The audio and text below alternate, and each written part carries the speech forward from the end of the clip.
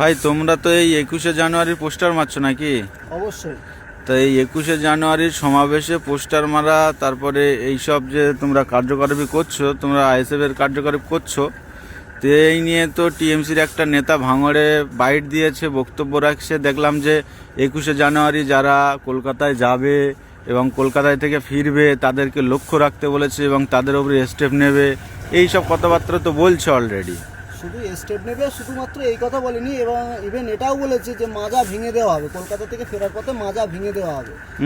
তো তাদের উদ্দেশ্যে বলছি বন্ধু, 2021-এর আইএসএফ নয়, 2021-এ আইএসএফ ছোট্ট একটা চারা গাছ রুয়েছিল, সেই চারা গাছটা আজ বৃক্ষতে রূপান্তরিত হয়েছে, তার অনেক শাখা পোশাখা বেরিয়ে গেছে।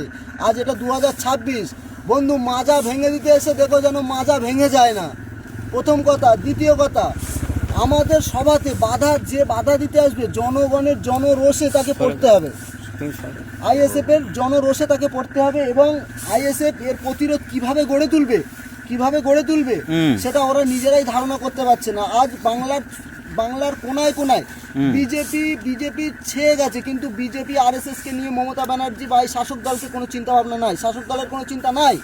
এরা শুধুমাত্র ভাঙড়ের একটা বিধায়ক পীরজাদা মোহাম্মদ নওশাদ সিদ্দিকী মহাশয়, তানার পিছনে পড়ে আছে।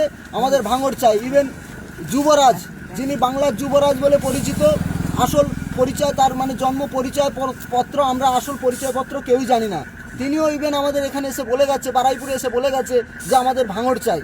তো ভাঙড়ে কি এমন মধু আছে আমরা বুঝতে পারছি না। একটা বিধায়ক 293 বিধায়কের মোকাবিলা করছে, তার সিটটাই চাই, কিন্তু যে বাংলায় বিজেপি রুখবো আরএসএস রুখবো, এই যে প্রচেষ্টা, এটা কোনো প্রচেষ্টাই নয়। শুধুমাত্র একমাত্র বিধায়ক আইএসএফের বিধায়ক নওশাদ সিদ্দিকী, সেই নওশাদ সিদ্দিকীকে পিছনে কীভাবে লাগা যায় তার জন্য সমস্ত রকম শাসক অপচেষ্টা চালিয়ে যাচ্ছে। তার বিরুদ্ধে আমাদের লড়াই সংগ্রাম জারি ছিল, থাকবে। আর 21শে মহাসমাবেশে একটা বিরাট বড় ইতিহাস। আর একটা ছোট্ট প্রশ্ন আছে, বলছি যে টিএমসির যে নেতা বললো যে আপনারা 21শে জানুয়ারির সমাবেশ সাকসেস করবে যারা, আইএসএফ এর ছেলেপিলেদের মাজা ভেঙে দেবে, এর প্রতিরোধটা কি উত্তর দিচ্ছ? এটা একটু শর্টে বলো না বন্ধু।